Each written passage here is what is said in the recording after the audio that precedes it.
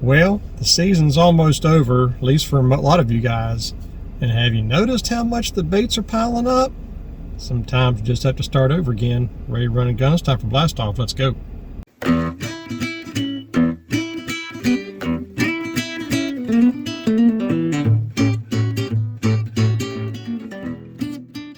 Hey guys, Todd here with you. Welcome back to Bassin 101.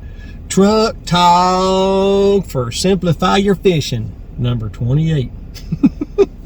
Hard to believe I've done 28 of these things. But the whole point of Simplify Your Fishing is eventually you got to start over again. You know, when I was fishing tournaments, I had an 18-foot bass tracker. And I want to tell you what, that sucker was a tackle box. I used to carry tubs in the back of my Tahoe to tournaments, out of town tournaments, and had to cipher through like tubs of tackle. And I already had them in the boat too. So you got to start over sometime.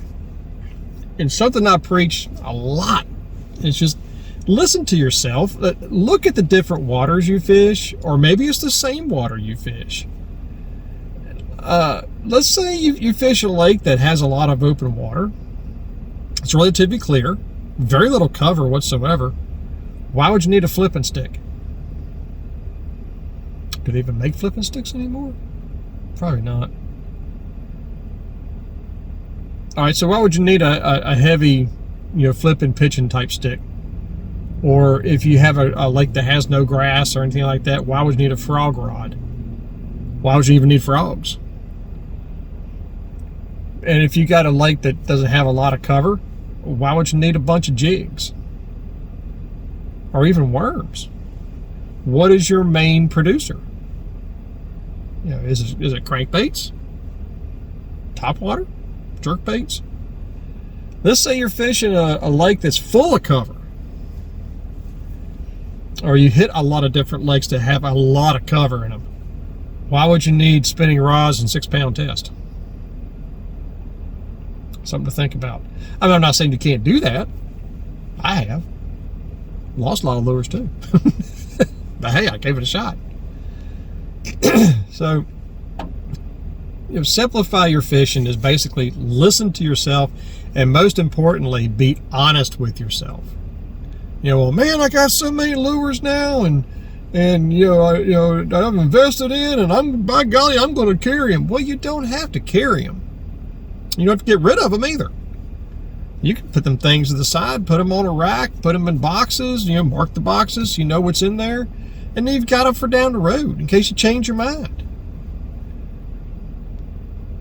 But always be honest with yourself and listen to yourself and look at the different places you fish. Or, like I said, the same place you fish. Now, if the one place you fish has got all different kinds of things, well, then now you can start carrying a lot of different things. But at the same time, are those particular lures and particular combos going to be things that you actually use? I say this, looking back, let's say Tommy Biffle and Denny Brower, flipping dudes. If you've got a lake that's going to be a flipping type pattern, them boys right there are pretty much going to win that tournament. Okay? That was their strong point. But let's say you got a lake that's going to have a lot of active fish, and spinner baits are going to be the key. Ken Van Dam, Larry Nixon. They have their strong suits. And the most important thing to remember is, what is your strong suit? What do you do the best? Me, I'm a big old fan of a slider worm. I just like to lay back and relax. And to me, slider fishing is relaxed fishing. At the same time, Senko fishing is also relaxing. But it doesn't mean I'm a schlup that sits in the front of the boat and just snoozes away half the time drinking coffee on you and throwing a rod out there.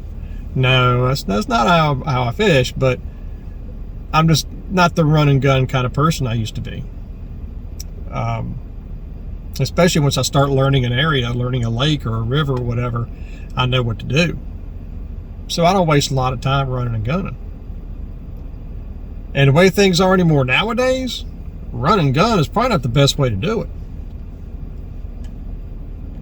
But a lot of the lakes that I have chosen that within driving distance that I can get to within an hour or so, and fish for a few hours and then get back to the house. A lot of those are clear water lakes, clear to slightly stained water. And I have seriously considered of going to spinning rods. Just use different leaders. I do use braid on a spinning rod because I don't have that strong of a hook set anymore because of my wrist and things like that. And so it's just, I don't want the line stretch. I want the rod action, but I don't want the line stretch. But I will use Trillium XT as a leader. So I do use a mono leader. Not fluorocarbon. Never again. But I've been doing a lot of listening to myself this year too, as far as, I left the river and started fishing a reservoir here locally, and I like it. It's a tough lake, and I think that's why I like it. And so my lure selections are really starting to narrow down big time. I mean big time, guys. I'm talking like you can probably count on two hands how many different types of lures I'm throwing. Spirit fingers. But I just wanted to run this by you guys because I haven't done a search yourself kind of video in a while. And sometimes you just have to be reminded, And I have to remind myself a lot because sometimes I get out of whack. And before I realize, it's like, man, I probably won't be throwing that. If I do, it'd be a long time before I do. So I'll put it on the back burner. But I guarantee you got lures piling up after this whole year. There's a lot of stuff's come out this year. And, I haven't gotten any of it. But there have been a lot of things come out. I know a lot of you guys have bought them. And I bet a lot of them are sitting on the shelf. That happens in our sport. We all get, gotta have it. Yeah, we're all guilty of it. But what do you guys think? I mean, listen to yourself, trust your instincts, trust what you know, and just stock up wisely.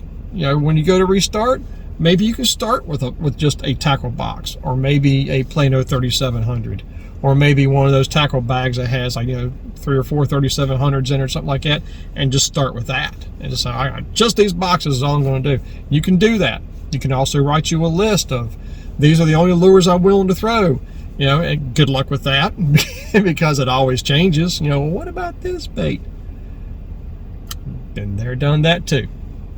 Or what about this rod? What about this? Been there, done that too. It's a never-ending cycle, guys. It really is. But you just got to be true to yourself and listen to yourself as far as what you like to throw or don't like to throw. Don't get a bunch of baits because some dude on YouTube tells you. I'm not going to tell you to get a bunch of baits. I just tell you what I have, what I use. I don't tell you to go out and get it. Subliminal, go out and get it now. Anyway, that's all I got, guys. So remember, till next time, new techniques are trendy, but bass never change. May the Father bless you and keep you in Yeshua's name, and as always, fish on.